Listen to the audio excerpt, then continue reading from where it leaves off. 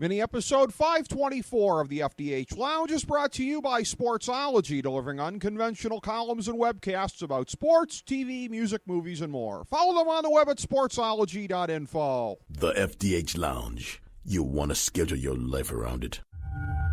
30 seconds. In front of all these people, you're going to pull out a gun and you're going to shoot an unarmed man. 20 seconds. So what are you going to do? 10. Welcome to the FDH Lounge and the Justified episode recap. It was justified. With your original dignitaries, Fire in the hole! Rick Morris and Jason Jones. You got ice cold water running through your veins. Breaking down each Justified episode the moment they've concluded. Did you take a peek inside the soul of Raymond Newton? I'm just going to let that old dog lie. Real-time reactions. Next level analysis. You seem to be harboring a bit of hostility there, brother. So I've been told. And now, your dignitaries. Well, I believe we can take her from here.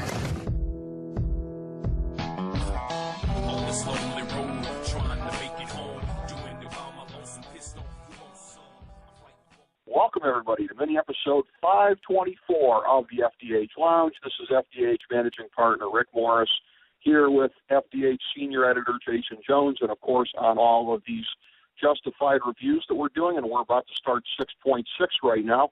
We are also representing not just anothertvsite.com. Jason is one of the elite columnists and pretty much kind of the underboss over there, and I am specifically the Better Call Saul and Justified columnist. So if you love Better Call Saul, check out my reviews on the show and see what you think.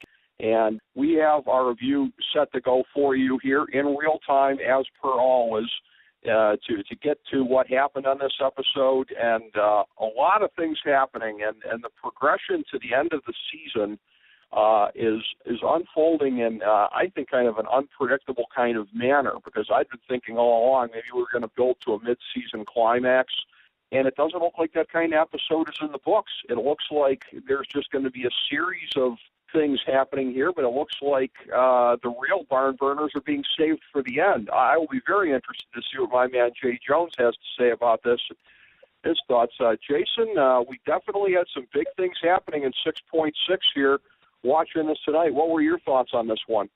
Yeah, it felt a little disjointed in certain spots, but huge payoffs if you're weighing all of this on, payment of what is expected.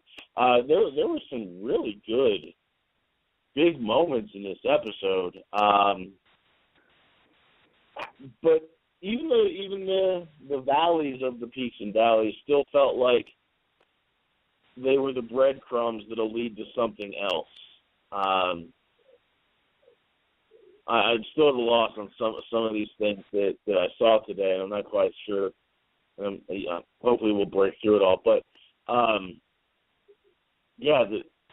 Avery threw a curveball today with Steenbergen. The last 5 minutes alone made me have to pick up my jaw off the floor. So in that sense, it's a very good episode. I'm just not exactly sure that I have comprehended everything that happened. And it's going to be very, I think, challenging to get through all the different kinds of threads that were happening. It was an episode, and I hear what you're saying. Parts of it kind of felt disjointed, and I feel a little bit kind of disoriented in the aftermath of it, because it feels like there was so much. And yet, this clearly was not an episode like Shot All to Hell last year, 5.5, where it was a culmination of a lot of things and then kind of a reset for the second half of the season. I don't think we're going to get that. I think it's going to be some things sort of getting resolved along the way, and some other things are actually being reopened along the way. There was a disproportionate amount of time tonight, I think, relative to what our expectations would have been in episode 6.6, which was named Alive Day. Let's go to what you referenced there, the part about Avery proposing to Catherine, and this whole thing sort of getting reopened, and even on the law enforcement side, in terms of who snitched out Catherine Hale's husband back in the day. He ended up dead. That was a conversation between Rachel and Art, and apparently Art had spent some time on that case, as had a very young Rachel at that point in time. So the whole thing here, I made a note immediately when Avery proposed to Catherine and dropped the whole note in there about, hey, you can tell me if you snitched on your husband. I had the thought immediately Avery might be playing some kind of a game here, that he's feeling out Catherine. He has a sense that she's playing a game on him, and he's trying to smoke her out, and that was certainly the suspicion of Wynn Duffy, and she said later on, if that's the case, he's going to die, and he's going to die slowly. What are your thoughts on the latest part of this whole cat and mouse game? I'm not even sure who's the cat and who's the mouse right now between Avery and Catherine.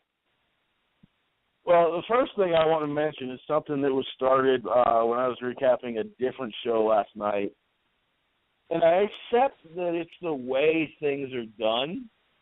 However, I have a huge problem with this mentality, this criminal mentality that says, I'm going to try to burn you for every penny that you have, but as soon as I find out that you're trying to do the same to me, you're going to die a painful death. That makes no sense at all. The mentality just doesn't make any sense. If you're doing something wrong and someone's going to try and stop you or do that to you, you don't get to hit them harder. So it's a whole thing that comes with fictional drama television. But getting past the part of he's going to die a slow death, give me a break. You're trying to burn this guy. And if that is the game that's being played, somebody's going to win and somebody's going to lose. You don't get to go harder because you feel more offended that somebody's trying to do to you what you're doing to them anyway. But once we push that aside, if he's playing a game, as someone who spent a painstakingly long time putting together the best proposal I possibly could, I got to say, you're not really doing a great job selling it if the ring is just sitting on an end table. That's strike number one. And then the other thing is there's got to be a game here. There has to be. There's no way that he just goes from, a situation where it's like friends with benefits, and then all of a sudden when all the stuff starts to fall apart around you, think, oh, I'm going to propose to this lady and at least figure out what's what.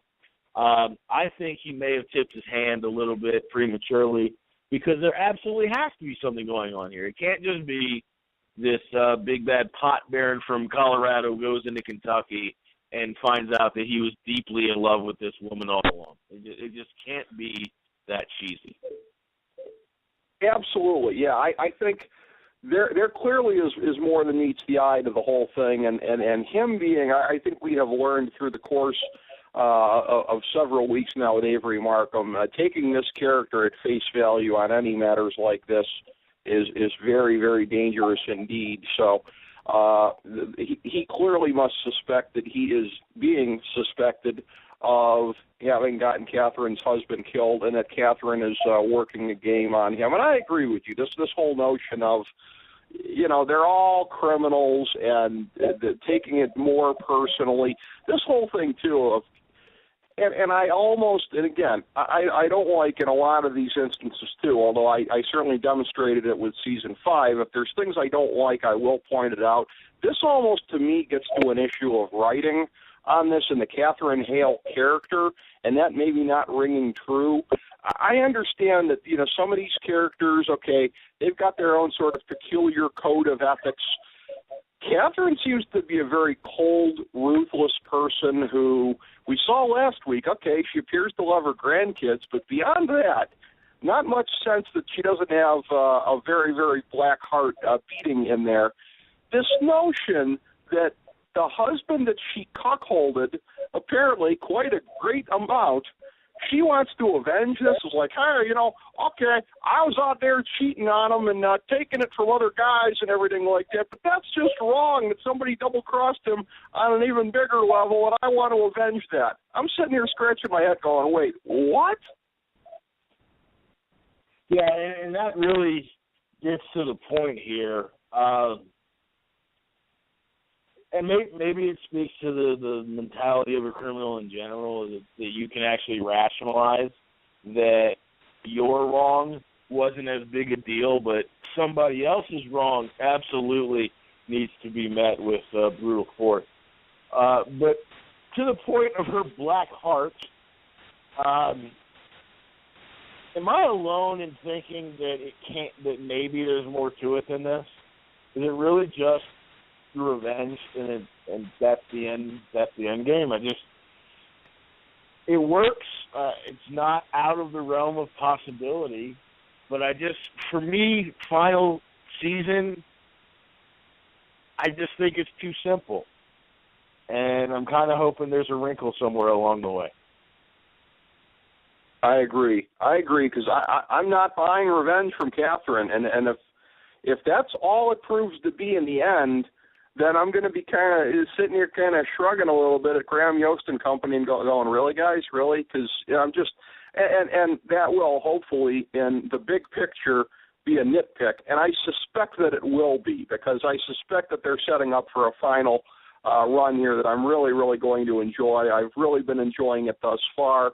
And it's been great actually getting to cover a season with you where we're not kind of scratching our heads as much as we were last year. It's great to be able to cover a season on more of a fanboy level, and I'm glad that they have accorded us the opportunity to do that. But having said that, yeah, in the end, if that's all it is with Catherine, if she, one of the big catalysts of this season, setting these forces in motion, Boyd v. Avery, it turns out just to be a thing of I want to get back at Avery because he screwed over the husband that I screwed over in perhaps slightly lesser ways, then, that's just not going to be the ring of truth for me. But the way that whole thing is going, it was good to get another Wynn Duffy appearance in there as Wynn was kind of questioning her about that, and that kind of drew out the whole thing about is Avery on the level, and they actually addressed the elephant in the room that was there based on Avery's reaction.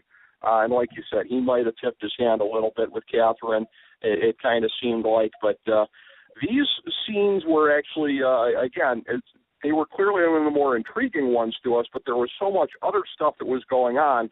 The things that probably come to mind a little bit more, the major plots ended up being Boyd's crew down in the mines, getting a taste of that. Prior to that, good old Uncle Zach Randolph, in between working on his post moves apparently, stopping over at Ava's house to talk to her a little bit and kind of go over some things with Boyd before they went to the mines.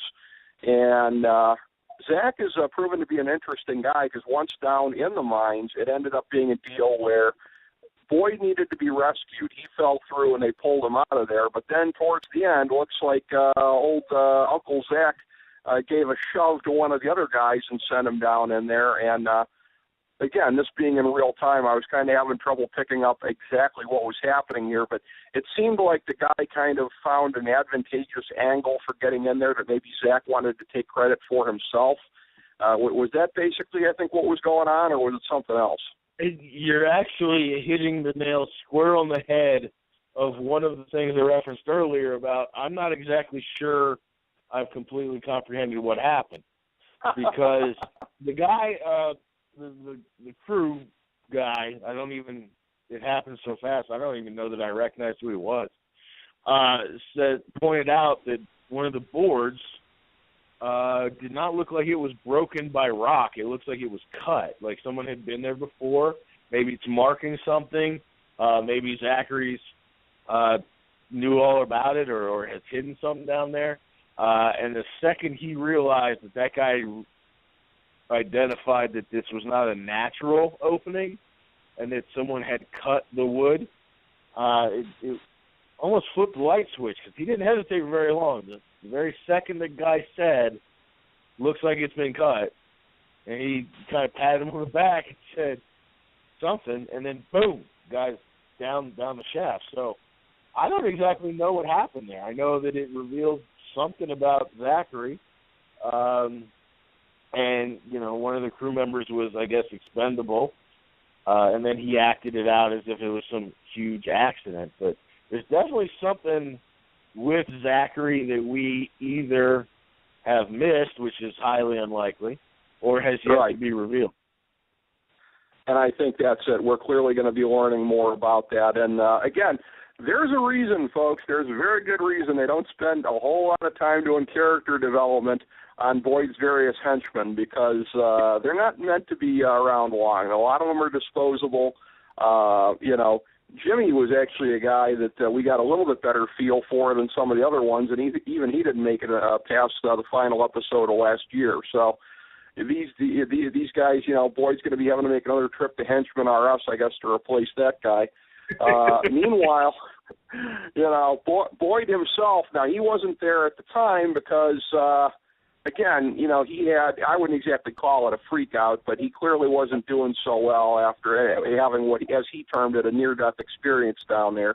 Clearly this is a high-stakes game being down there, and clearly, again, Boyd can't trust good old Uncle Zachary, whether he realizes it or not, now that one of his guys has bitten at the hands of good old Zach Randolph. So we're going to have to see how that plays out. Meantime, and it's very, very interesting the way that it goes here. I think this was 3 episodes in a row now where it's been bookended by Ava and Boyd interactions at the beginning and at the end. And at the beginning, of course, Boyd pulls up, sees that Raylan is there, does not suspect anything at all along the lines of, Ava being a snitch or anything like that. They have a little interaction. Raylan passes it off as, I want to talk to you, Boyd, and find out what you know about Dewey Crow. He's disappeared without a trace. Obviously, Raylan is not provided the truth here, which is that, unfortunately, poor old Dewey got capped by Boyd. And, again, they go their separate ways, and then at the end of the episode, it ends up being a deal where good old Limehouse calling up. You knew that was going to come back at some point here, too. It'll be very interesting to see how Limehouse justifies this, because this is a guy that's always styled himself as the protector of women and somebody who, again, it took in the women of Harlan County when their men were abusing them. Now, again, getting paid for it and whatever. Limehouse is always looking out for Limehouse. So it's not that it was a selfless thing. And, again, maybe he looks a little cross-eyed at Ava, knowing how badly she wanted to kill what's-her-nuts, Ella May, to shut her up season 4. So maybe he looks upon Ava as somebody that doesn't deserve his sympathy. But that was a hell of a moment there at the end, the beginning of the unraveling of Ava's identity as the informant, and Limehouse, who, she clearly looks stupid to have trusted in retrospect, Limehouse being the one to tell Boyd all about it. Real quick, let me back up before I jump into that point. As you were describing Boyd's crew and how they have a short shelf life, I couldn't help but have an image that somewhere in Kentucky there's a Home Depot with Boyd Crowder day laborers or something. But yeah, getting to the Limehouse bit, and this is something that Justified pulls out periodically. We didn't get many of them last season. But seasons 2, 3, and 4 definitely had their fair share. Where the person in question doesn't even have to say anything yet. The fact that you saw Limehouse on the phone and knew that Boyd was on the other end, I don't know, maybe it's just me, but it's one of those moments where you inch forward in your seat and just think to yourself, oh, hell no. You saw that come in long before Limehouse actually divulged any information about whatever it was that he's referencing from Boyd's perspective of what Ava did yesterday. But there's a number of things that can come from this, and I guess the only question is Limehouse going to just let it all out, or is he just going to say, Ava came by to see me and you should keep your girl on a leash? I don't know what the situation is or what Limehouse is driving at, more importantly. What's this good friendship that they're trying to rekindle, or why is Limehouse trying to rekindle it at least? We could spend a whole show just on what is the motivation and the end game with Limehouse calling Boyd. But that was one of those moments in this episode where you had to sit back and go, okay, so that just happened. Now let's readjust everything, because now it's a whole new ball game. And then when you take that, combine it with the promo that they showed after the credits, let's just say all shot to hell may be on the horizon in a season 6 sort of way. Yeah, maybe, and maybe that'll be next week. And yeah, the promo for 6.7 does indicate the aftermath of that conversation, and that Boyd is on to Ava in some damaging way. Although it's funny, as you were saying that, it did occur to me that there are limits even to what Limehouse knows, because it's not like Ava volunteered to him and said, oh, by the way, the reason that my ass is in a big slim Limehouse is because I'm ratting on Boyd. So there are limits to what he knows. And it's interesting and it's instructive that he started the conversation in terms of, do you know where she was yesterday and what she was doing? Which, by the way, if he's referring to yesterday, that just backs up what I had read. This season really is going to be a super compressed time frame. I had read that this season takes place all within the course of a couple of weeks, and I can very well believe that based on the way that it's going, particularly if you have 2 consecutive calendar days serving as episodes unto themselves. So it would then become a matter of, and it's funny, too, the phrase comes to mind, the old Richard Nixon phrase during Watergate about as far as what to cop to publicly when details started coming out, and the phrase modified limited hangout as far as just like, we'll tell a story that's part of the story, and it's a less damaging part, and hopefully that will suffice. So you got to think that's Ava's starting point, because Limehouse doesn't know. Again, this occurred to me, only as you were speaking there. I was like, wait a minute, he doesn't know the full story. He doesn't know she's ratting on Boyd. So she's going to figure out what Limehouse knows, what Limehouse told Boyd, or she may be confronted with it, and then it becomes a matter of how does she protect her ass from there. Become a matter of tell Boyd the full truth, throw yourself on his mercy, and maybe you look for a way of like, hey, look, Boyd, maybe we can use this to manipulate Rail and feed him false information or whatever. Or does Ava try to go the modified limited hangout route to where there's still going to be something over her head, but Boyd knows she's not trustworthy from what she's told him?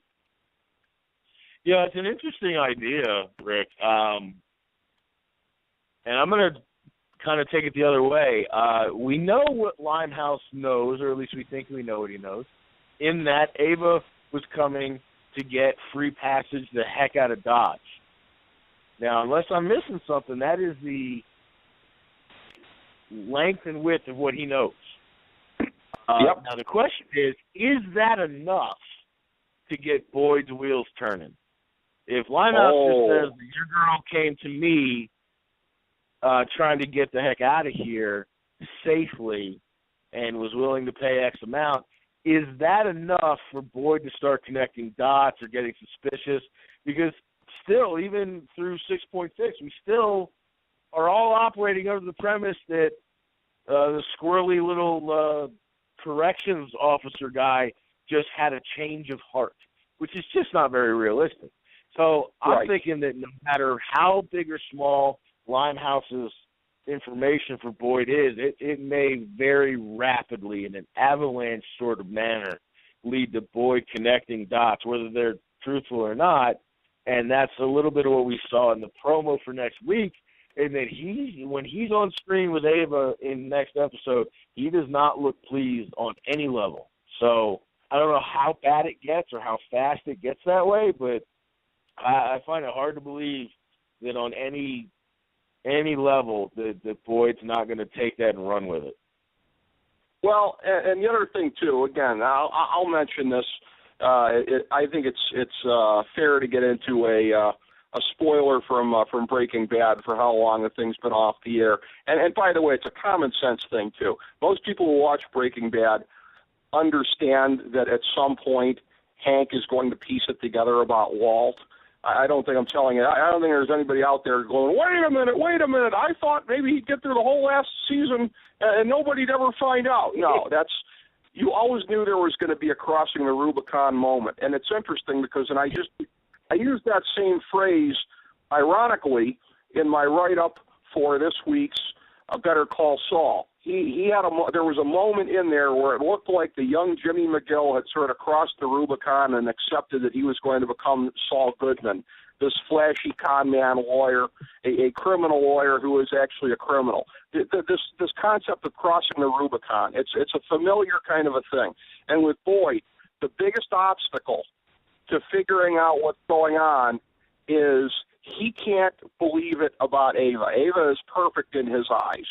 But it's a matter of once somebody points him in that direction, once somebody essentially removes that obstacle and lets him see it clearly, then he can begin to connect the dots. And you got to think, too, he's going to be thinking about her real squirrely behavior when she first got out of prison that he ascribed at the time to just some sort of post-traumatic stress syndrome or whatever it was. So you're absolutely right about connecting the dots, Jason, because he just needs a shove, and he needs a strong shove because of, again, the extent to which he cannot perceive her that way. The minute that he begins to conceive that she could do that, yeah, I think the whole thing's up for grabs once his wheels start turning. And, and this is also going to dramatically affect a theory that I've had all along the way and just haven't seen any hints to it, so I kind of let it go. I was wondering if there was a potential that Ava would almost confide in Boyd and say, listen, here's what's happening. Here's how I got out.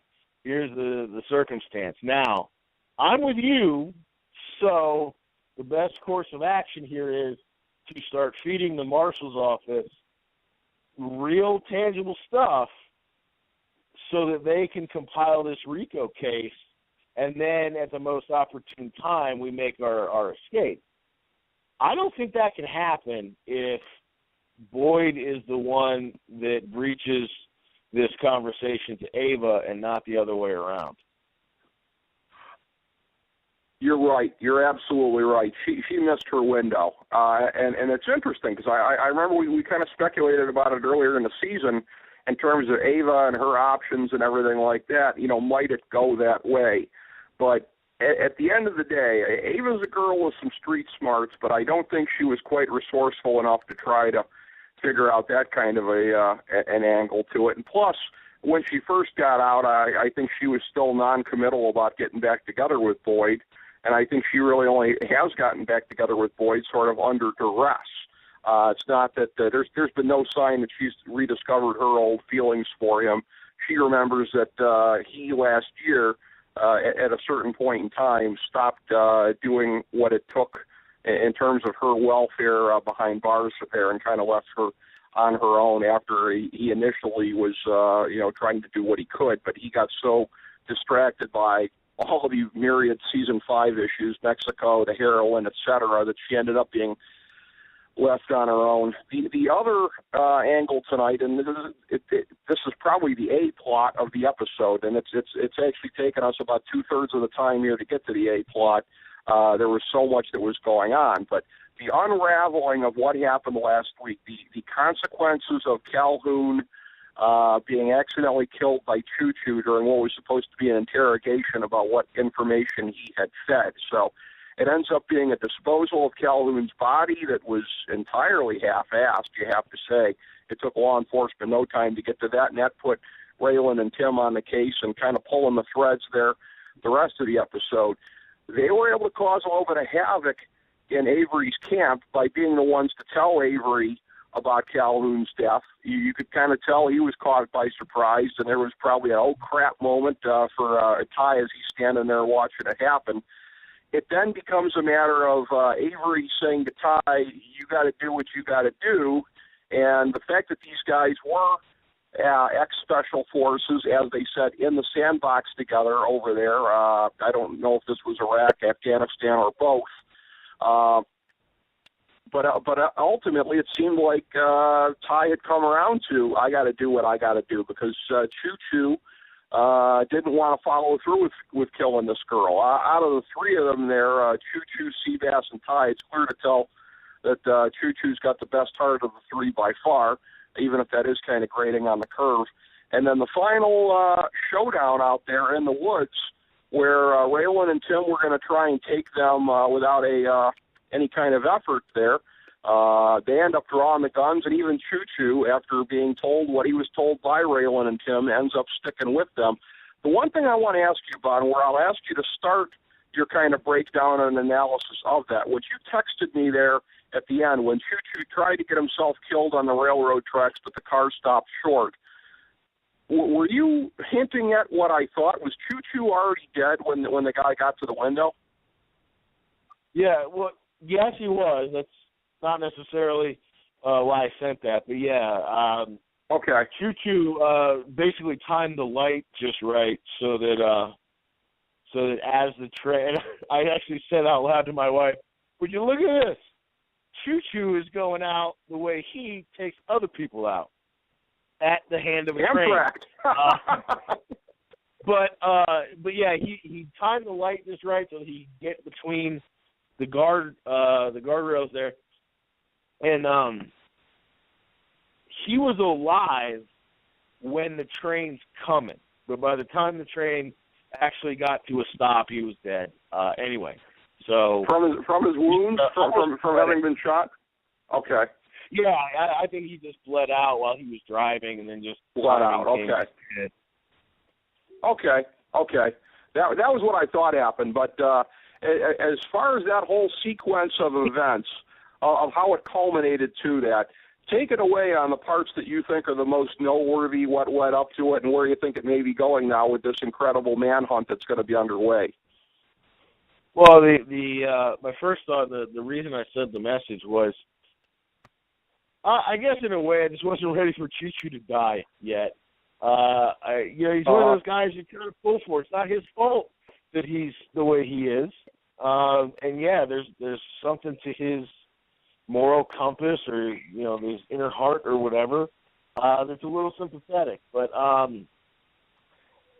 that whole situation with the girl, look, I understand that the criminal element doesn't like loose ends, so you got to get rid of this one witness so that they couldn't be tied to the realtor. But just feels like the beginning thread getting pulled on for the sweater to unravel. Even in that firefight, they're trying to tell Choo-Choo that this is wrong, and I guess it goes back to Ty's hesitation not 10 minutes earlier, where he tells the story about what he and Choo-Choo had been through, and that he wouldn't compromise the situation because they've been through so much. And maybe that's why Choo-Choo wasn't willing to listen to Raylan and Gutterson, was that there's some sort of deep-rooted loyalty there that can't be compromised.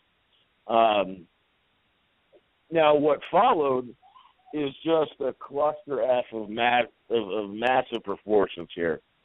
Because with Ty in the wind, Choo-Choo's dead now, and then that leaves Avery probably needing to distance himself from his own crew. So there's any number of ways this goes, but just from the looks of it, when Ty pulled away, unless he's a lot more resourceful than I'm giving him credit for, I don't think Ty lives much further past this episode upcoming. Well, I had a thought about that, and that is I wonder how much they're going to. I don't know if you remember this from being in the news a couple of years ago, but, I mean, it was a years-long thing, this Eric Rudolph manhunt. The guy who it turns out was the bomber, I believe, at the 96 Atlanta Olympics, subsequently had a bombing or two at some abortion clinics in the southeast, and then disappeared into the hills. Now, this guy, to my knowledge, wasn't a military guy, special forces, anything like that. He was a wannabe. He was a militia guy, et cetera, et cetera. But the same kind of a deal of, a whole thing of like everyone was looking for him, but it was a thing of like, better be careful once we get up on him, because if he's waiting for us, there may be some bad stuff coming our way. And it seemed like Tim and Rachel and Raylan were kind of talking about that and hinting at it a little bit at the end about the law enforcement guys. Yeah, there's going to be a heavy presence down in the hills, but they may be target practice for these guys, and that kind of a sense too. So the manhunt angle of this thing, which, we've seen at some points in the past on the show, but it usually gets short-circuited. Robert Quarles wasn't a fugitive for very long, whatever. I'm wondering if it could be a multi-episode arc potentially with Ty and Seabass on the run, or maybe it does wrap up quickly. I could see that going either way. Now that you say it, yeah.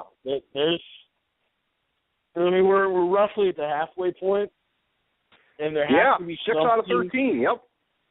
Yeah, there has to be some vehicle that gets us from here to there.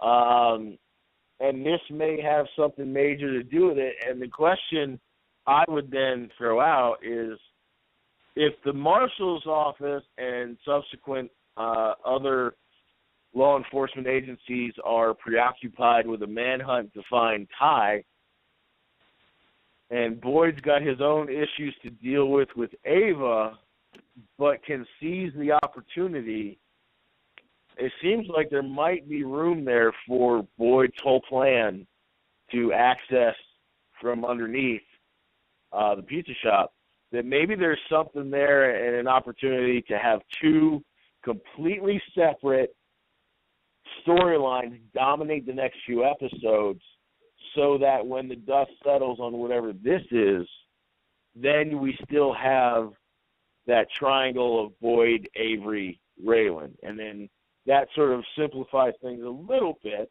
And then at some point we're just going to have to ride it out and see exactly how it ends. But at some point, all of this commotion has to settle back down to at least Avery, Boyd, Raylan, if not just Boyd and Raylan, which is what we've been hammering this whole time. Well, it's weird, too. And the last thing I want to mention to you is I almost got kind of a vibe in watching this. Have you ever seen the old movie Bullet? 1968 classic with Steve McQueen. Excellent movie. I first looked it up after seeing the car chase scenes on YouTube. That was sort of the originator of great car chase scenes, and an unbelievable detective story that went with it. Very good. But there's some things that happen along the way, and I won't spoil it out there for you or anybody else, but of where, like one scene where somebody dies and they were critical to what seemed like the plot going through, and it was just kind of like, wait a minute, that wasn't supposed to happen.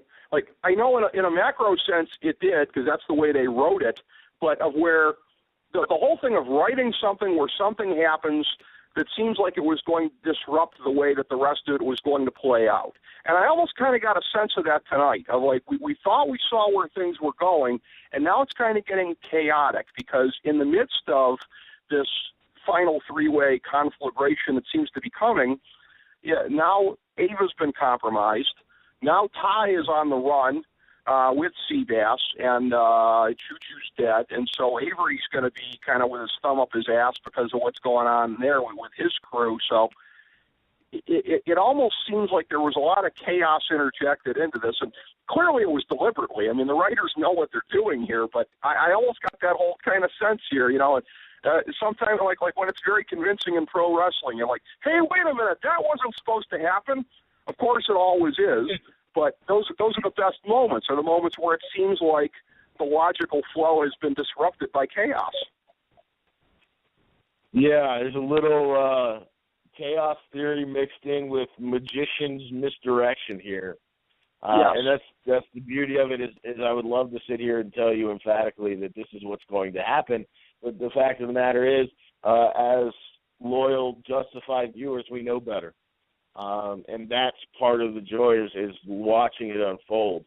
And we saw that tonight in a series of different moments where, like, as we're talking about the Ty thing with Choo-Choo, I wasn't sold one way or the other that the plan was to take Choo-Choo out. I thought that maybe it would go another way, and that's the fun of it. So I can't wait to see exactly what happens in the next episode, the next two episodes, and how that affects 6.13. Yeah, it's going to be amazing getting from here to there. But, again, we didn't have tonight. And, again, I don't know if we're going to have one single episode that's like 5.5 shot all to hell. It looks clear that it's going to be dispersed into several episodes and with some calmer moments in between during those episodes. But I almost feel like, this is the biggest sort of haze I think I've been in since reviewing that one with you. Of just, it gets done like, wow, there was just so much to talk about and so many different things that happened and so many unexpected things. So, I think a real treat that we got here tonight. It looks like the next couple are going to be the same way, and one would think all the way to the finish line with only 7 left. So I got to imagine you're as excited as I am at this point. Oh, without question. And, for me, some of it is just not knowing. And I'm giving myself over to the Justified writing team and just letting them take it wherever they want to take it and feeling confident that I'll be satisfied one way or the other. I think so. I think that's very safe on your part and on my part. It's going to end up in a good place, an exciting, satisfying place, I think, for all of us. How we get from here to there in the last 7 episodes of the series is really going to be something to behold. Thank you again, Jason, tonight for another tremendous show with me here. And, again, thank you all, everybody, for tuning in to FDH Lounge mini episode number 524. As we bring the show to a close, we would like to extend our deepest gratitude to NBC, CBS, ABC, Fox, all Clear Channel affiliates, TNT, TBS, USA, UPN, Deadspin.com, YouTube.com, YTMND.com, MySpace.com, various blogs, Fox News, CNN, CNBC, MSNBC, IamBoard.com, Billboard.com, Google.com, ESPN, ESPN2, ESPN News, ESPN Classic, NBA TV, NFL Network, Sports Time Ohio, Athlon Magazine, Comedy Central, Cartoon Network, The Boomerang Channel, QVC, BET, The Spice Channel, Steno Notebooks, Manwich, Papermate Office Supplies, waitresses, strippers, bartenders, garbage men, janitors, microwave popcorn, the writers of The Office, Scrubs, Entourage, My Name is Earl, Oz, Metalocalypse and the Boondocks, Aquafina, and The Periodic Table of Elements.